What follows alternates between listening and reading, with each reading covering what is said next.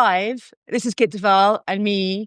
And hello, everyone. We'll just let you come in slowly. We're building. We are here because Kit has got a whole load of fantastic courses coming up in 2026, one of which I am part of. So happy about that. I'm very happy too. Can't wait. I'm very happy about that. Before we really get started, I was just listening to an interview with you with Elizabeth Day. I don't know how old it was, but I was just trawling back through stuff. She's such a great interviewer, and it made me wonder. She's so good. She's so good. I'm going to listen more and more because I really learn from how she does it. Yes. But what she's a very, very genuine person. I know that she has shit sometimes, and I think it's because she's a beautiful woman. She's very well educated. She's extremely honest and compassionate. And sometimes that irks people, and I'm not quite sure why, because she's just lovely and kind. I mean, what a great idea for a podcast, how to fail. Yeah. Not how to, if you want a podcast about how to be successful, there's 2,000. Get up at 5. Run a 5K, do whatever. You know, you've got all those podcasts. Hers is, what are your failures? How did you get through them? And maybe you didn't get through them. Do you know what I mean? I think it's lovely. She's so kind. Do you think it's because she's been so successful at this thing that it? Because I know what you mean. Like, I've had to get over myself with Elizabeth Day. I don't know her at all, but I've had to get over myself and go, look, this woman is doing something brilliant. Shut up and listen. Absolutely. Do you know, one of the reasons I think she gets some of the shit is because she's beautiful. I really think well, that's a double crime, isn't it? I think, you know, she's made the mistake of being born with a lovely face, tall and slim. You know, she can't help that. And I think some of it is because of that. And also she speaks lovely. She hasn't got a Manchester accent. Maybe she had a Manchester accent, she'd get away with it. She's just a genuine person. That's the thing about Elizabeth Day. She's genuine. She, you know, I went on her book program when it was on the telly. I think it was Sky Book Club years ago. And, you know, she was a bit nervous beforehand. She's not cocky. She's not, I've got it all, you know, I'm wonderful. She's learning with all of us. You know, she's great. I wonder as well if it's that we are so trained to compete with each other. I mean, right from the fucking get-go. And, you know, in terms of like for like, you know, that's a perfect competitor. And like, you know, and I know that I have to get over that. And that's like, you know, if we want to change things, we just have to stop objectifying each other relentlessly. Yes. Yeah. I think if Elizabeth Day's podcast, you couldn't see her, I think it would be easier somehow for people to accept. But she's and of course successful. She's made that podcast from nothing herself, slowly built it up. She has fabulous guests. And she's the same to everyone. You know, she was just lovely with me. I mean, I knew her it's a great interview. but I know her. You know, I'm not her friend. I know where she lives. But she's she's genuine and kind. And admits her own failures. She isn't on there going, well, do you know what I mean? Oh, you know, like the failures that are like, that's not a failure. Can't make a souffle. Whatever it is. Her failures are, you know, painful ones that she talks about. Yeah. And you can tell, well, partly because of what she brings out in her guests, because, well, I mean, in that, you know, there you are. And you're just talking. And you couldn't possibly do that if you were faced with somebody who was just in some sort of transactional show. No. Impossible. No. Absolutely. And also, I know that when she sends you the questions beforehand. And she says, you know, these are the questions, you know, can you come up with 3 failures? Yeah. And so, like everybody, I go through the really shit failures that I'm prepared to have out there. Do you know what I mean? Like, I can't ride a bike. You know, and that is a failure. You know, I can't do it, can't join in with things. But actually, if you're going to go on the show, be honest about the failures that hurt. You know, otherwise don't go on it. Don't go on it. Yeah. So the failures that I talked about, one was not adopting a particular child. And, you know, even now when I say it, it absolutely hurts. You know, it absolutely, I say it and then it sort of hits me on the side of the face. You know, you didn't do that. And I really wanted to talk about something genuine that gives me a bit of a choke. I didn't want to go, oh yeah, I failed at this, and also I failed at 2 marriages. Believe me, I'm very happy now. Yeah. But at the time, they felt like massive failures. Also, if you say to anybody, I've been married twice and divorced twice, there's a little thing, whatever it is, a little like, oh, what went wrong there? What's wrong with her? And I feel it. I know the truth about it. Neither of them were my fault, as you could say, but they feel like failures. And I wanted to talk about that, those genuine, painful things, as well as not being able to ride a bike, which doesn't matter really. But you come up with 3 failures, and it's a great way of examining them yourself as well. Yeah, and exposing them within a space or of the atmosphere that she creates, where just having that slightly rip open. Okay, here's my shame, Yes. and let's just put it on the table. Yeah. And Now, every here's my time I think, shame is a great way of putting it, because yeah, when you talk about failures, there is that thing that pops up. I'm not ashamed of my marriages failing. I'm not ashamed of not, but it's the same territory as shame. It's the yeah, same belly wobble where you go, yeah, oh, it's yeah, not yeah. nice. Yeah, it's that strangulation. I had it all last week. I don't know what the full moon was like for you, Kit, but that full moon we just had all last week, I was locked in I a didn't know shame there was a battle. full moon. That makes Y- so much Yeah, yeah. sense. Oh my word. And this morning, I went out running this morning before the moon had set. But the intensity had gone, like we'd gone over the hump and it was coming down. And I stood outside and was just like, holy sweet Jesus, my God, it was so beautiful. But I just went nuts last week. Yeah, well, So nuts. so I lost my shit. I'm a terrible insomniac, and sometimes it really strikes from nowhere. And last week, 2 nights, I didn't sleep at all. I didn't know it was a Wow. full moon, but Yeah. I lie in bed, my eyes are closed, and I could literally do A-level maths within 2 minutes. It's I'm incredible. awake. I'm trying to rest, because that's what I do now. I just think, lie here, let your body rest, deep breathing. But I knew I wasn't going to go to sleep, and I had 2 bloody days of that. Awful. Fucking hell. I'm fascinated. I don't suffer from it. I'm fascinated by it. Because I did hear you talking about it somewhere else. And even before that, you know how things often come in waves. And insomnia just seemed to be all around me. People I knew, and I was hearing about it, and I was thinking, God, I'd love to write a novel. I'd love to write a novel just so I can get it, like just to get into that. So I can, because I find, you can understand things better Yeah. I find anyway, when I write. Yes. So I was thinking and thinking and thinking about it. And then I heard you talk. In fact, it made me laugh because you did a post about it. And you said, and yes, I've already tried. Please don't tell me, like, best intentions, but please don't start giving Yeah. me advice. Yeah. I'm Okay. 65 now, right? Yeah. And I've had insomnia since I was about 7. Now, for different reasons. That was Yeah. sort of trauma thing. But I've Yeah. lived with it for so long that I'm just like, I live with it now. It's like, Yeah. like having a birthmark on your face. It's Right. here. It's here. Let's live with it and accept it. But yeah, it's killer. It is a killer. Right. Okay. We better go on. So, but what I was going to Yes. ask you, thinking about Elizabeth Day, was what a great interview. What makes a great teacher? Because this is what we're here to talk about: I can teaching. tell you what makes a bad teacher, and I'm really Okay, let's on start this. there. Yeah. And I know that my friend and colleague Benedicta Norell is in the live today with us, and she will vouch for what a bad teacher is, because we both had one Okay. when we did our creative writing MA.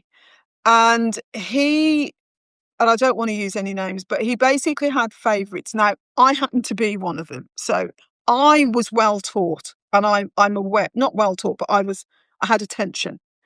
He was not that compassionate to other people in the class. I know that when I finished the course, I didn't know some basic information that I should have known, and I had to go away and learn it elsewhere. So a bad teacher has favourites. In other words, they're teaching somebody in the class Yeah. that they get on with, it, or whose work they like, or whatever. Yeah. Um, they won't have a clear objective about what you're going to leave with. So anybody can walk into a room and start chatting about what interests me. But actually, when the course or the module or the lesson is over, the person needs to leave with something they didn't have before. It's not about a wank for me. It's not about my pleasure. It's not about, can I make it work? Can I enjoy this session so that I'm just chatting about my favorite subject? I've got to think, where are you? What have you come into this lesson knowing? And when you leave, you need to say, I now know X, or I'm aware I can't do X.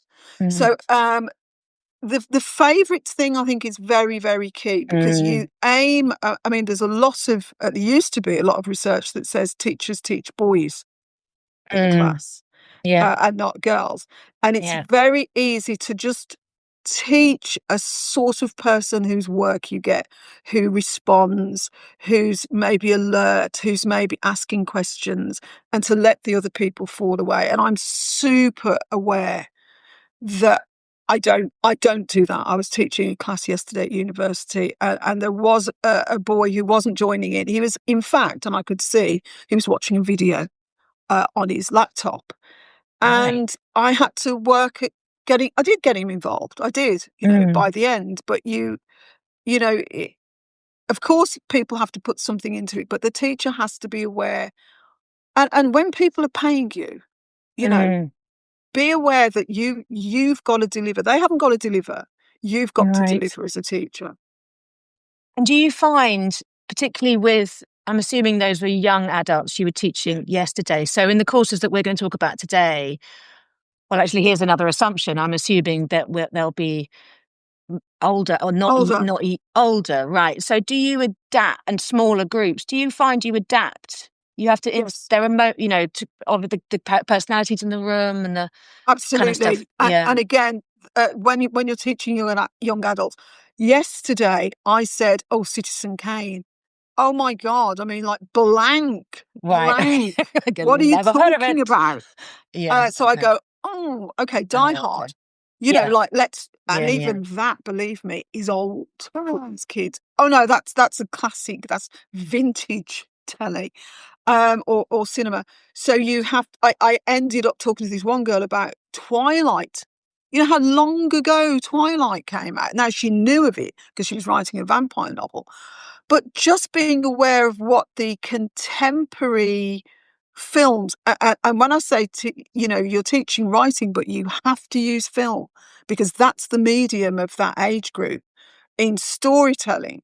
So choose something that people get. Now, I was in Ireland about 4 months ago, and I was teaching memoir, and everybody, I'd say, was over 50. I was like, yes, I can talk about Brief Encounter. I can talk about The Remains of the Day. I can talk about books, classic books that people have read, Dickens probably, Jane Austen, because of the age of the people. So you definitely have to change your references. You have to make sure that you're bringing them with you. Short and snappy for younger adults. And also, if you talk to sometimes if you talk to a young adult really directly and ask them a question, they can feel attacked. Now, let's not talk about why, but they can feel very exposed in the classroom. The 16 people, and you asked me in front of everybody, what was blah, blah, blah. So gently. Now, because of how we all went to school, or how I went to school, you'd get the rubber thrown at your head and answer the question, or this in your face. I don't do that. No, I'm sure you don't do that. But that's fascinating. You can be more direct, and you can be, anyone, tell me this, what do you want? Let's have a discussion. And an older age group will get involved a bit quicker. Now, it could be confidence, not always at all, not confidence. But also, the other thing I would say about an older age group, that you cannot make any assumptions about people's level of education. So sometimes there will be people in the classroom, or, that have come to your course, that aren't great readers, that aren't great writers. In fact, handwriting wise. So be aware of giving a writing exercise that depends on people writing longhand, because sometimes they're much more comfortable on a laptop. And certainly young people don't write. No, they just don't. I mean, I would love to go off on that tangent. That's fascinating, but I'm going to try. It really is. But I'll try and stick to the brief. So, memoir. So let's start there with the memoir. So we've got 4 courses here that we're going to talk about today, right? That you're offering at Gladstone Library. Yes. And I'll get into a minute about Gladstone Library because it just looks the most amazing place. But they are, and everybody watching, we're going to be talking about the 6-month writing course, the memoir beginning course, the memoir advanced, and the screenwriting foundations. Yes. So I think we'll do the 6-month at the end because I think there's the reveal. There's something that you want to announce there, which is very exciting. So let's start with the memoir for beginners, because I really want to look into that.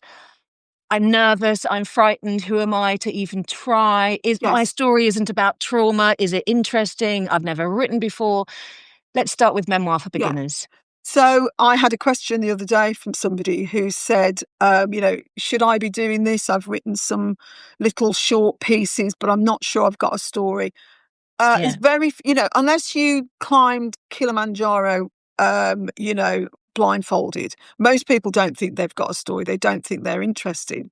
When I was asked to write my memoir, I was just like, what? I go to Tesco's and I make jam, basically. That's my life. I remember hearing you say, I'm very boring. I am. I'm genuinely boring. So but I did know I had a strange childhood.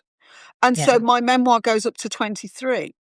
And bear in mind, a memoir is not an autobiography. It is not, I was born here, these are my parents, then I was 7, then I was 9, then I was 15, then I was 25, then I was 80. That's an autobiography. A memoir might be a week in your life when this extraordinary thing happened to me. It might be the birth of my child. And this is, this was what was happening to me at the time. It could be growing up with my father, who was like this. Do you know what I mean? A memoir's an episode. Sometimes that episode could be 5 years. It could be an afternoon. So most people that will consider writing a memoir think, oh, but I'm a bit boring. Well, I'm a bit boring now, but I bet that time that happened to you, or I bet those 3 years married to that horrible guy, you could talk about. Do you know what I mean? Whatever it is, there's a moment or moments in people's lives that they can write about. And I think that covers 99% of people. They've got something to say about it. I've never met anyone who, given half a chance and get under the hood, hasn't got something fascinating. Absolutely. And that's my love of meeting and talking to people, actually, is I'm always like, come on then, let's see where it is. It's in there, Absolutely. and then when the lid comes off and they start suddenly, and you're like, fucking hell, everybody is fascinating. I remember going to a library. I was barely published. I went to a library to do a talk there about my first novel, and they hadn't advertised it. So there was like all the old, and I mean old, I'm talking 80-year-olds that had come, because they came every Wednesday. Doesn't matter what you're on. You could be talking about lace making, you could be talking about tyres. It happens to be her talking about a book. So they just sit there. They don't know me from Adam. And I gave this talk, and it was lovely at the end. And this woman sort of lingered at the back, and she said, oh, I've always wanted to write, but I don't know how. I'm too old now. And she was really old. And she said, I'm too old now. I'm not going to bother. And I said, what would you have written? And she said, my grandmother was the layer out for the area. So someone would die. Her name was Queenie. It's already written. It's written already. Her name was Queenie. Her grandmother was the layer out. And as soon as somebody died, she'd be knocked up. She'd take her granddaughter and they would go and lay out the person. And I said, please write it. Please write it. I don't know if she ever did. But I said, that is so fast. And it's gone now. There's no layer outs now. Yeah. And just, she talked to me for about 15 minutes and I thought, there's, and I think there are no ordinary people in this world. No. Everybody's extraordinary. Anyone that's thinking, I'm a bit boring, I don't do anything, just come and tell us about your boring stuff then. Yeah. Tell us about tidying your house. Tell us about your great dad. If you didn't have, trauma does not necessarily make a good story. If you No. grew up with two lovely parents and a Labrador in Cornwall overlooking the sea, tell us about that. Tell us about the joy of life and your wonderful parents and going to bed full and being loved by your mom. I mean, that's actually an unusual story anyway. So Really I would rare. like, do that Mm. thing. Talk Mm. about that because that also needs to be said. Mm. It's always in the detail, I find, when somebody just sits quietly and tells me the story of their room. That's beautiful. Beautiful, beautiful. There's a book, a memoir at the moment out written by Jeff Dyer, Mm. who is a journalist. He's an author as well, but I don't think he writes any fiction. And he grew up with two lovely parents. I think it was somewhere like Letchworth or Leighton Buzzard or somewhere very normal. And I'm about halfway through, and it's hilarious because he talks about, like Dubonnet Yeah. afternoons and what happened at Christmas. And it's just, there's no trauma. Mm. It's just a Mm. snapshot of a gone world. This isn't, he was growing up in the 60s like me. It's gone. All the little details, as you say, about how his mum would get the front room ready for visitors. I love it. I love Mm. it. And I think we need those stories. It's almost like a testimony to a Yeah. gone world. And if you're younger, if you're 25 and thinking about doing a memoir because you think there's something I want to talk about, it doesn't have to be in the past. It could be something Mm. very personal to you, the way that I grew up as a Jehovah's Witness. I grew up in a cult and lots of other things, but just writing about being a Jehovah's Witness would be enough. So maybe you've got Yeah. some very particular thing. Maybe you're a twin. Tell us about that. I think there's, I'm fascinated by people, utterly Yeah. fascinated by people's stories. Me too. So, yes, if there's somebody watching who's just got that feeling, so you're at the beginning and you're like, I really want to write this, or I've got a story to tell, or whatever, have a look, right? It's all the information's on your website. And particularly, and this one is for beginners. So this is for people who are like right at the beginning, really not sure. And I mean, I'm scared all the time. In fact, I reposted that Giorgio O'Keeffe from your website Yes, that I'm terrified all the time.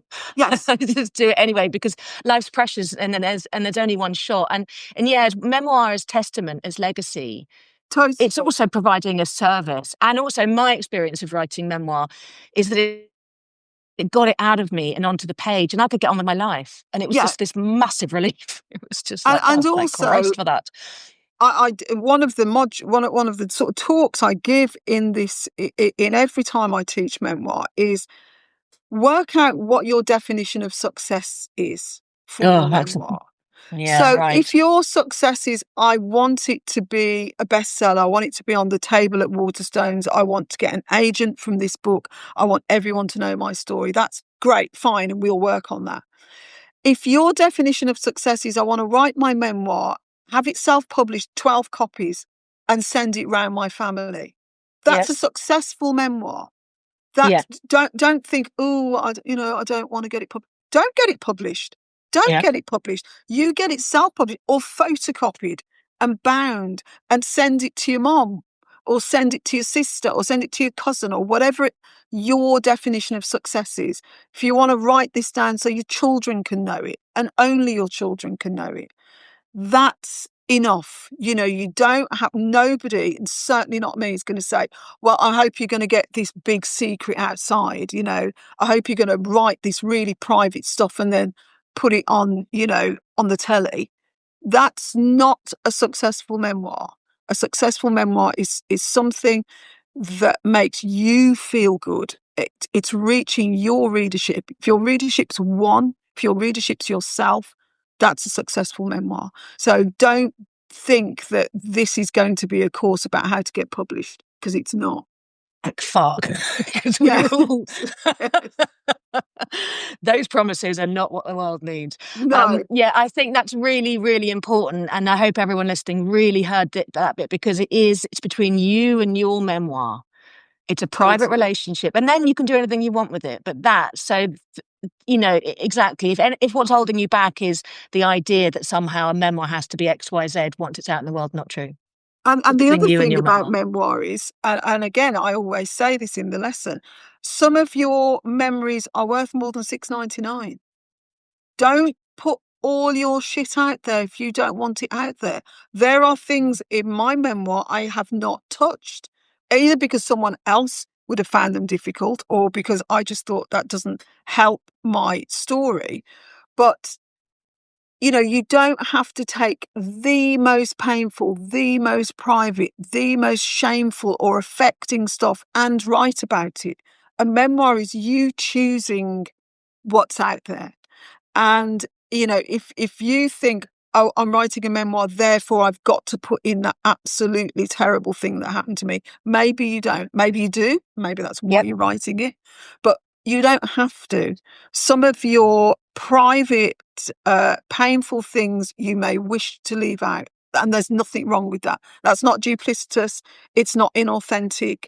It's you acknowledging your self-care and what's important to you and Yeah. what needs to be in there and what doesn't. Some stuff you may decide to keep to yourself. And again, that springs from the foundation of being super clear about your ambition and your why. And Yes. whatever the answer to why is, that's the correct answer. Absolutely. Yeah. Even if you do the memoir and think, right, I've done the course, it was great, and I'll just write poetry from now on. Do you Yeah. know what I mean? You might think, Yeah. I've done enough now. I've investigated that subject and I Yeah. feel I could write about that thing and not that thing. And Mm. that's fine. I don't think anyone else's definition of what success is or what a memoir is should trouble anybody. This is Mm. really an opportunity the things we cover is, what is a story? How do you construct a story? What are the nuts and bolts of story? How do Yeah. you make your 25 or 40 scenes that you've got into your head into some kind of narrative? Yeah. And then, that's what we work on. The craft of memoir. No one's going to have to read out something that they don't want to read out. I don't do that thing.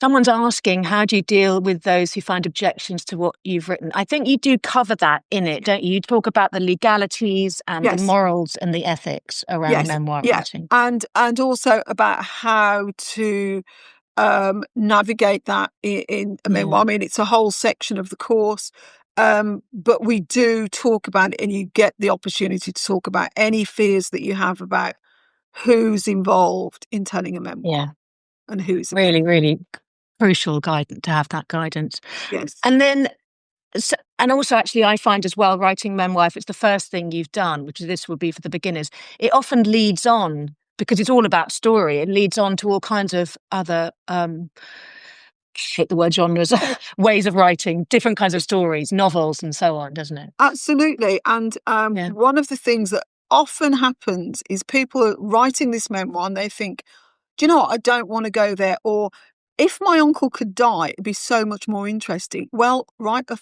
fiction. Just kill him off. Yeah. Yeah, kill him off. And don't call it a memoir. You can No. call this a novel now, and you can take bits of your own story and fictionalize them and call it a novel. You don't have to, slavishly think, I started a memoir, I've got to finish a memoir. You might get halfway through that memoir and think, my uncle needs to die and I need to go to prison for a year. Do you know what I mean? And Yeah. then I've got a novel and I'm choosing bits. I'm sort of, magpieing bits of information from my life, and I'm going to fictionalize it. And I'm going to make this novel. So yeah, a lot of people start thinking they want to write a memoir and end up thinking, actually, I want to write stories. Yeah, and in some magic way, it rewrites the past and often creates some sort of freedom internally, doesn't it? And that's the deep magic of what we do. Absolutely. And that's the magic of writing anyway. Yeah, it's the deep Having magic. this, this other world, this private world that you can create. You can kill people off. You can make somebody fall in love with someone else. You don't have to stick to what happened or what should happen. You're the master now. It's immense freedom, obviously, written into that. And for the advanced, so let's say I've written my memoir. Yes. I don't know if I've had it edited or not, but I'm stuck. Maybe I'm stuck. Maybe I don't know what to do with it. Maybe I just need guidance. So there's the advance. So who's that? Talk to me That about that. Who's it really for? is for people who maybe have been struggling to write one or have written one, or this is their third time of trying to write one. And it's really to examine. So it's a troubleshooting. It's really like you've written one. Where do you think it falls down? Or what bits of it aren't working? Or is it too wordy? Or how do I, I've written my memoir, it's 200,000 words long. Well, no one's going to want to read that probably. So how do I pick out the tent poles that are going to make this story work? Or maybe I've written my memoir, it's 10,000 words long, and it could do with, why am I shying away from writing these difficult things? So we look at difficulties. Sometimes I've written my memoir, everyone hates me in my family. We'll talk about that. And we talk about all the things that are troubling you about the next step. And sometimes the next step is, it's great, I've done it, I've had it edited, I've got to send it out to a publisher. I'm a bit worried. We'll talk about that. So it's all the reasons why you are where you are in writing your memoir. Yeah. I mean, I know with mine, if this course had existed or if I'd been aware of it at the time, I definitely would have come and done that. I struggled with mine for years because I had all these bits and I just couldn't not figure out the puzzle. I just couldn't. So in the end, I mean, I found a solution on Substack when I first joined, which was a kind of crazy postcard sort of like, anyway, adrenaline, but it got it out. And in the end, I just handed the problem to the story, and by some magic it fell into a narrative that created this thing. But I mean, I don't recommend anybody do what I do, because it was I just think it was an absolute stroke of luck, to be honest. But that thing, and I think understanding the narrative, because it's real life, and obviously life, I mean, never begins and never ends. So understanding the narrative within. And I just want to go back to it again, actually, that you said memoir can be a week. I just think that's the most beautiful. Yeah. I think that's the most beautiful thing I've heard about memoir ever. Absolutely. So even in that, if somebody's memoir is a week, but just that there's that beautiful circular motion within that. That's the bit that you'll stand with somebody. We spend a lot of time working out what story is. How do stories actually work? That's the nuts and bolts, the 3-act structure, the turns, the inciting incident. We actually look at that, and we look at it through the lens of a film we all know. So I'll choose a film everybody knows, and that'll be different depending on the audience. And then I'll say, right, here's your 3 acts. And now you are going to put that framework onto your work. And what you normally find is, I haven't got that thing. I need that thing. And just by doing that thing, you can turn 60,000 words into something fabulous. But you don't know until you look at it dispassionately, almost overlaying it with the 3-act structure and trying to work out, is it a story at all, or is it just that happened, that happened, that happened, that happened? That's not a story. It needs, you need to have a sort of causal link between things. So we do spend time on that. And I can honestly say, by the time people leave me, if all they know is the 3-act structure and how it works, that's a massive success, because you can apply it to everything you write. I mean, that's why I'm coming on the 6-month course, because that's the thing. I have been studying that, and I understand it, intellectually, I understand what I'm supposed, but I know there's something missing in my understanding. And I know that, that is precisely why I'm coming, because I want to understand that, because I know it works again and again. It will always work. And once I've understood it, and I see it in writers like you, once it's understood, you can play fast and loose all over the place. Absolutely. If you want. One of the things that I use when I'm teaching people is I put up 3 beautiful paintings, realistic paintings from 1920, absolutely beautiful. A girl sitting by her grandfather, and another one is a landscape. And I say to everyone, who do you think painted them? And everyone, oh, I don't know. I mean, this is going to ruin it for anyone doing the course, but who cares? Okay. And nobody gets that it was Picasso, because we are used to seeing Picasso with, two eyes here and something coming out of his, his interpretation. He was a classic painter until he broke the rules, but he knew the rules. I can do that. Want to do a landscape? I can do a landscape. But here's my version of a landscape. I can do a face, but here's my version of a face. He didn't go in with the two. First thing he drew was not two eyes on the side of the cheek. He learnt the rules and he broke the rules. So no one's saying by learning the 3-act structure, I have to do this and it's all going to be formulaic. By numbers. Absolutely. Yeah. And it's so boring. It's not boring.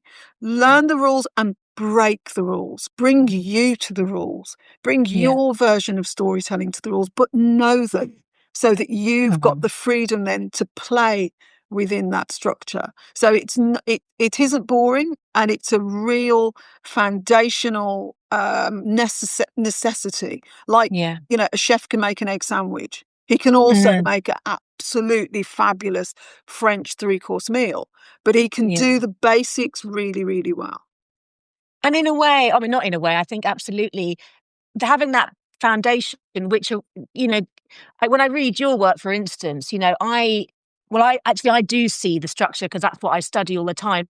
But generally, if you're not a writer and you're just a reader, you won't necessarily see it. But what it's doing is keeping the story safe. Yes. Do you know what I mean? So, like, unconsciously, we know there's an unconscious. I always think when I read someone who's really understood it and is applied it to their work, that sense, even if the content of the story is utterly risky and everything's going completely nuts, there's a deep unconscious sense that I'm completely in safe hands. And I understand that as somebody who's deeply understood that structure and how to apply it. Yeah, it's again, something I talk about in the course. If you go into a house and there's, a hallway, but there's no door into the kitchen, and the door to the kitchen is up the stairs or wherever you go. Oh, now you can live in the house. You can live in the house very uncomfortably. But if you really want to go into a house where there's flow, there will be a door from the hall to the kitchen to the lounge, or there'll be open space and it will be well thought out. And that's all that structure is. It's getting you from one side of the house to the back in a beautiful way so that you're interested and so that it makes sense internally and to your way of living. And so that's all structure is. It's the architecture of a story. Yeah, it's beautiful. And, the truth of it is, talent can only take you so far. Without it, everything just falls down. Absolutely. And, it's nothing to do with talent. It's to do with somebody showing you the rules. I always say to people, like, the best footballers are not in the Premier League. They're probably playing with a useless football in the favelas of Brazil. They've never been given the opportunity to play where they need to play. They've never been shown how to do this particular maneuver. They've never been trained and all the rest of it. That raw material, that raw talent that needs the guidance it's a shame when it doesn't happen. When people have got this, they are talented, but they've got no one to say, oh, do you know, all you need to do is do that thing on page 7, change that thing on page 7, and everything falls into place. And I think there's a fear, and I say this because I probably had it way back before I sort of entered the fray, that somehow learning that's those structural rules will somehow diminish totally the talent. No, I'm with you. Do you know what I mean? I'm with you. I absolutely had that mindset. Don't tell me, you'll spoil my thing. Yeah. Don't tell me about the 3-act structure. It'll ruin it for me. And then I'll be, A, B, C of my story. Yeah, I'll just be like everyone else. You resist. And you resist for good reason. And normally the reason you resist is you're talent and your grasp is fragile, and you don't want someone to come along and knock it. Don't look at it. Don't look at my work too closely, because it'll fall down like a house of cards. If you learn the nuts and bolts, it is the concrete on which you stand. You then can play, you can jump, you can skip, whatever. But you need to know this. You can then ignore it if you want to. Loads of people do. But know it. So that every decision that you make about your writing is an authorial decision. It's not a mistake. Because when it's a mistake, you don't know how you did it. Oh, how did I make that great scene? I don't know. But if someone says you did it because look where you've put that and look where you put that, then you can repeat it. If you did it by accident, you don't, maybe I can only do it once. I don't know how to do it again. Someone's going to show you how to do it again and again and again. Or every time I write a short story, I haven't got an ending. Why haven't I got an end? They just tail off and disappear and fizzle out. Let's have a look at endings. Let's have a look. Normally, the ending is not the problem. The problem with an ending is back in the second act. Yeah. And nobody can take your talent away. That's the other thing to make really clear. Like nothing and no one, no amount, even no amount of terrible teachers, nobody can dent your talent. So that's the thing to kind of really hold clear is that it's theirs, it's yours for keeps. And then exactly you learn this fantastic structure. And that's, again, it's precisely why I'm coming to work with you, because, you know, I've been completely arse over tit in my learning writing. But, you know, there's no doubt that I just want to be the best writer I can be. And I want everyone to be the best writer they can be. And all those fantastically talented footballers in the favelas of Brazil that we'll never meet, it's a tragedy. And they're all those wonderful books that we'll never read. It's a tragedy. And I want them, because to be the best you can be is the most exciting fucking way you can live your life ever. Totally. So, you know, and when you've learned something, so I read a book for the Irish Novel of the Year earlier this year, and I read it and I was like, oh my God, look what he's done. And it was it was breaking a rule. You know, it would be, don't do that. And he'd done it. And I was like, oh, it was so fabulous. I just, you know, I went back and I read it again. I went, there it is. Because I didn't realize what he'd done. I'd moved on. I was like, have you done that thing? I went back in the pages and I was like, oh my goodness, how clever. It was this sleight of hand. It was beautiful. Absolutely beautiful. You do it in the trick to time. I had to go back. Did you? And I love that. Yes, I did. I was like, oh, okay, wait a second. Hold on, everyone. And I went back. I was like, there it is. Yeah, buried. Yeah. So good. Okay, that's memoir, and we'll go through all the details. And the details are actually all on, I think they're on your Substack. There's links there, and they're on your website. But let's go on to screenwriting. Tell us about that. You're doing a screen. It's called the Screenwriting Foundations. Yes. So screenwriting is for anybody who's thought to themselves, I've got this great idea. It isn't a novel, or I don't want to write a novel. I think it's for telly, or if it's for film. I've been screenwriting for about 10 years, done quite a few book adaptations, had things on telly. And I teach story. I teach the language of story as applied to screenwriting, which is different. And it's different because it has to be snappy and it has to be, scenes are brief. My brother, who's a great screenwriter, teaches the nuts and bolts of a layout on the page. So he's the master of screen. He really, really is the master of what is a scene. So in screenwriting, you come in late and you leave early. It's like in, out, in, out. In novel writing, we are, what colour is the walls? What's she doing? What's she wearing? How does she feel? Is she having this thought in the back? You have no thoughts in screenwriting. There is not a thought. You can't see a thought on telly. So no one can say, she looked through the window thinking about her dad. Oh, we can't see her thinking about her dad. So she's got to look through the window. Something she sees has got to tell the audience she's thinking about her dad. And it's a completely different skill. It really is very, very different. So I talk about that. I talk about how to build a scene, and my brother teaches how to get that scene on the page. So Okay. it's a very particular skill, and it's utterly fascinating and fast paced.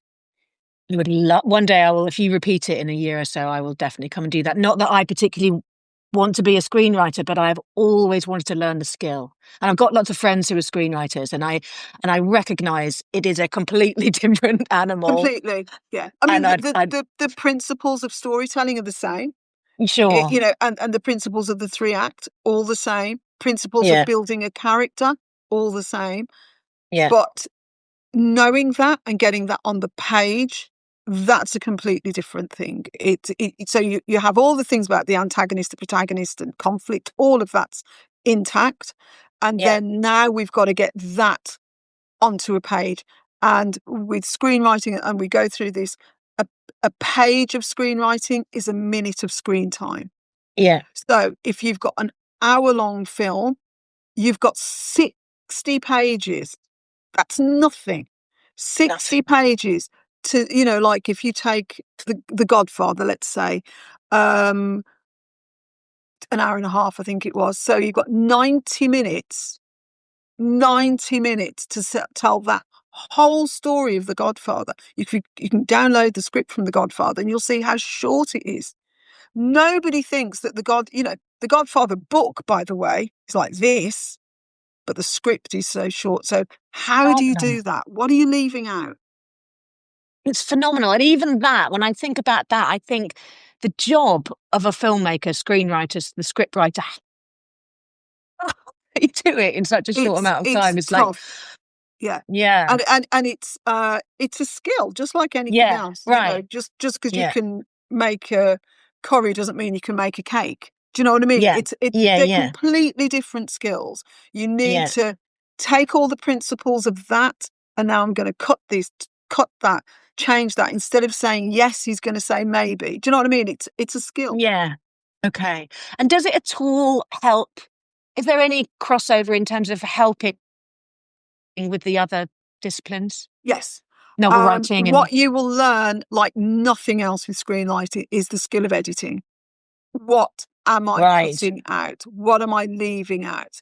There's no better way. The only other way Yeah. to learn good editing is flash fiction. So flash Yeah. fiction and screenwriting are very the same in that. So using the principle that silence is an answer. Mm. So if I say to you, I love you, and you don't answer me, that's an answer. No, and nothing is an answer. And so you work out, where can I cut an answer?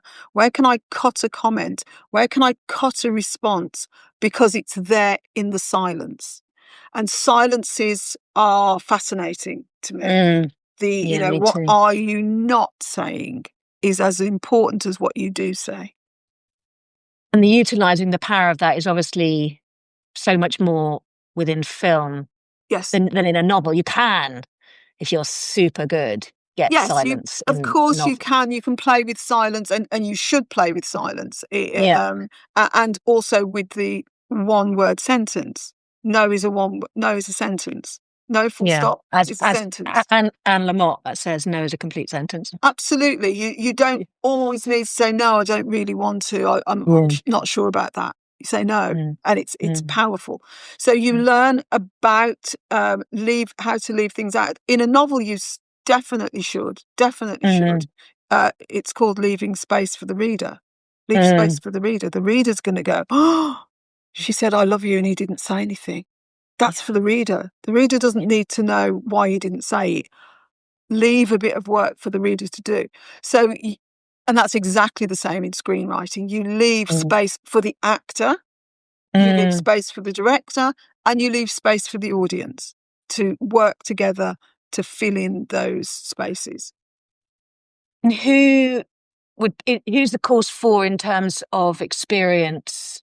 That's for the beginner. The Yeah, beginner. Okay. absolutely. If you've never Okay. written anything and you want to, and I should say, with all these courses, before you come to the course, I will send some stuff saying, "Do you want to read this? Do you want to look at that?" So that you're coming to the course knowing. So you could be a complete beginner. You could also have written 3 scripts and you just think they don't work. So let me go back to basics, and you'll get some basics. You'll get some advanced knowledge. You'll know how to use industry software. That There bit is as well. industry software, and it's very important to know it. Yeah. You can do it without the software, but software is easier. Yeah. So you'll need to visually know, if you're going to send your script out, what it needs to look at like. And if it doesn't look the way it looks in the certain font, certain line spacing, if it doesn't look like that, nobody will read it. And the reason they won't read it is because a page of this particular font and this particular layout means a minute of telly. So I need to know you haven't done it in font number size 8, because I don't know how many minutes of telly that is. So that the reason the industry use the same font and the same layout and the same sentence structure, page structure, is so that they can work out how many minutes that is. Language. And I'd love to learn that as well. I mean, I'll if you do it again, we'll come and do it like next year or something. And what about if I'm a playwright? What if I've written a script? Is that at all applicable or Again, not? it's so difficult. I mean, I'm writing 2 plays at the moment, and again, entirely different. And when I first started writing plays, I came to plays from screenwriting, and with screenwriting, it's snap, snap, snap. Let's change the scene. Do not stay in that kitchen too long. That's boring. Yeah. In a play, can you stay in that kitchen for a long time so we haven't got to move the furniture on stage? Yeah, and actually, the more uncomfortable you stay in that, the better, frankly. Absolutely. And we've got to keep as fewer set changes as possible. Oh, right. Okay. Yeah. So stay in the kitchen, Okay. please, and let things happen in the kitchen. People can come in and out of the kitchen, but don't take me from the kitchen to Spain, please, because that's expensive. You can do that in film very easily. Yeah. So again, totally different constraints on you in terms of money, in terms of cast again. Plays with 30 people, no. Screenplay with 30 people, doable. So it's very, very different constraints. And playwriting, I probably will be teaching next year. Yeah, but not now. Don't come to screenwriting if you're not interested in the screen. In screenwriting. So don't come to screenwriting thinking, well, I want to write a play, it'll be the same. It really won't, and it could mess up what you're trying to do. Okay, so this one specifically is screenwriting foundations, and it's for anybody who's at the beginning, or maybe you've got a couple of scripts, but they're not working. And is it a 1 day? Again, info is all there, and we'll give those links, but is it 1 day? 1 day, 10 till 4. It's a hard day. You will work, you will write, you will learn. So, come having had a good night's sleep, fully caffeinated. And we work throughout. We do stop for dinner. For lunch rather, it's 45 minutes. It's enough to get, the food down and sit back down. Yeah, good one. All right, brilliant. Okay, well, let's end with the 6-month writing course, which begins in February. I'm just going to hand that straight over to you, and you just say what you need to say. Yeah, shockingly, it's sold out. It's sold out in 2 weeks. Just amazing. I'm so pleased it's sold out. And because it's sold out, we have given a bursary place. There is going to be a free place for someone who couldn't otherwise afford to come. And so for a marginalised writer. And now, let me talk about marginalisation, because it's one of those words which often people don't understand, or they think, oh, well, I'm not black, so I can't apply. That's not marginalisation. So as well as all the protected characteristics, like, you might be marginalised in terms of race, you might be marginalised in terms of sexual identity or gender identity, you might be marginalised because you're disabled. But there's so many other ways that people are marginalised that don't get covered in the usual, we welcome everybody, blah, blah, blah. You could be a care leaver. You've spent all of your life in care, and that is a difficult thing for a lot of people, and has had detrimental effect on people's lives. It could be that you have survived domestic violence and you're marginalised because you're carrying that with you. You could be an ex-prisoner. You've been to prison and that has had an effect on your life. So marginalisation are all the things that have had a negative or detrimental effect on your life that you still carry. And nobody would be able to say, oh, here they all are, because I tried to do that. I set up a scholarship in 2015 and paid for someone to do a creative writing degree. And I was really adamant that it wasn't going to be just for London either, because it's a university in London. So I said, maybe this, maybe that. And honestly, the list was just getting ridiculous of maybe you were what's the word? You've been in a mental health institution for 3 years. I'm going to put that down. Maybe you're a carer because you've got 2 disabled children. I'm going to put that down. And the list was growing. And in the end, I thought, just trust people to say, I'm marginalised in this way. There's no word for it. There's no single word for it. There's no, pithy little word. There's no description. But here's my life. And here's why I feel different and I find it hard and it's had this effect on my life. That's who we want to hear from. Somebody that's yearning to do it and for whatever reason can't do it, write in and tell us why. And the deadline is 7th of January, so you've got lots of time to think about it. And it'll only take a week to award it to someone. And we would just love to see there. And if you really think, oh God, I'm going to be sitting there, everyone's going to be a great writer and I'm not. No, that's not true. Come. If you're worrying about, oh, I don't know if I'll fit in, you've got a bit of imposter syndrome, write the letter. Write the letter and tell us. And you will be entirely and utterly welcome. And no one's going to say, here's the scholarship person sitting in the corner of the room. You're going to turn up and you're going to be part of the group. So just apply. Yeah.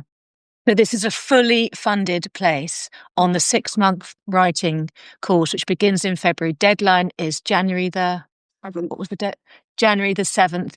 And if you've been listening to this and listening to as Kit spoken and it's rung every bell in your head, or even just one bell, if it's made you feel like that's me, then write in details. Where can people find details? You can write to contact@Kit de Waal.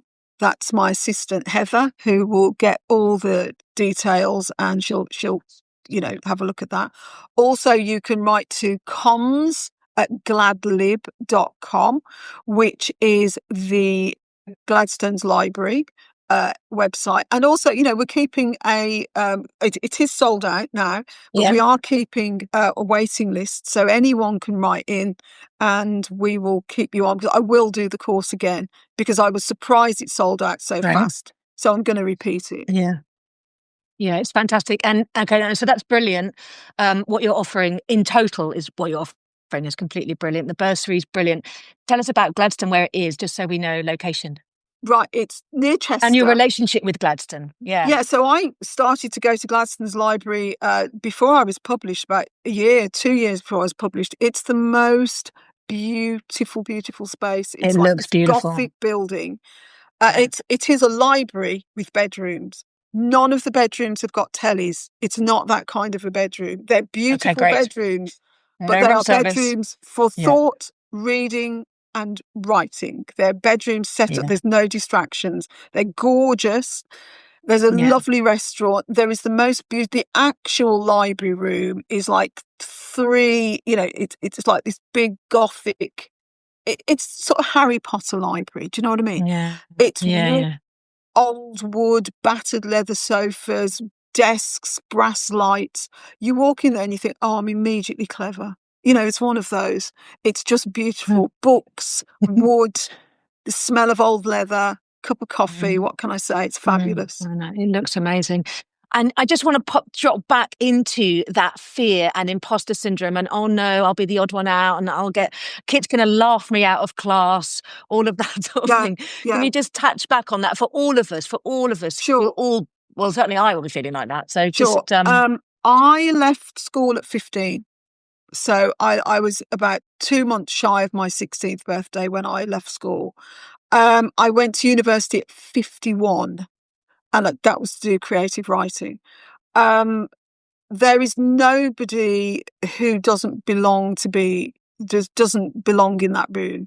There's no level of experience, life experience, um, uh, desire that is not going to be welcome in that room. Come if you Even if you want to do it, you never want to write a book. I just want to see what it's like. Come with that spirit of, I want to join in, and you will be joined in. You will be welcomed. You will never be shamed. And it will be fun. And there is no stupid question. I always say that. Ask the question. I love an interruption, by the way. Let me just say that. When I Okay, when I'm that when I'm noted. teaching my courses, I love an interruption. I don't want Okay. people to all at the end, everyone's got the question. Interrupt me. And if I'm going to cover it later, I'll say I'm covering it later. So, feel free to be you above anything else. Come and be you, and you will be made to feel welcome. Yeah. Okay. And I think, I feel that. I feel nervous entering any group. I think I'm normal. I think most people do. And I always think as I'm going there, well, I'll just going to sit quiet. I'll sit at the back. It doesn't matter if no one talks to me. I'll just da da da. And I go through that entire roundabout in my head. And obviously I have different experiences in different groups. But I suppose anybody who's thinking of coming, I just want you to know that that's definitely how I'm going to be feeling as well. I always feel like that. And then, I trust you, Kit. And I think that's the foundation really of turning up into a room that's being held. And I trust you to hold that room. And that trust is based on experience and fact. You know what I mean? So anybody who's listening and thinking it is a safe pair of hands. Yeah, it will. It And will that's be a really safe important. place. There's nothing to be scared of. Everyone will be turning up thinking, "Oh, is there going to be genius? Is there going to be all geniuses Am I on?" going to be asked to stand up and read out my work? Absolutely, yeah. And then everyone goes, there'll be none of that. None. You can read out if you want to read out, but certainly no one has to read out. And also, no one's going to be picked on. No one's going to be the odd one out. We all feel the odd one out. We always all they all know each other. They all like each other. They've all got a nice pencil case. Whatever it is, you always think, oh, because that's what we're like, unless you're super, super, super confident. And if you're super confident, come, great. And great. Pass that on to everybody else. Yeah, share it. Yeah, exactly. Brilliant. All right, Kit, we're at an hour at time. Is there anything else we should just run through again? So details are on your website, which is kitdewaal.com.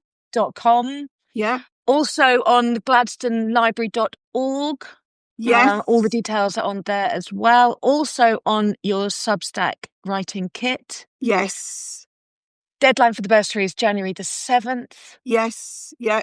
And all you've got to do is send us in, I think it's 350 words of why. And there's no fucking, sending your universal credit book. There's no checks. I don't like that shit at all. Yeah. Prove you broke. That. No, thank you. No, none of that. Okay. So no hoops to jump through. No hoops to jump through. No, trust is what it's about. Trust. Yeah, beautiful.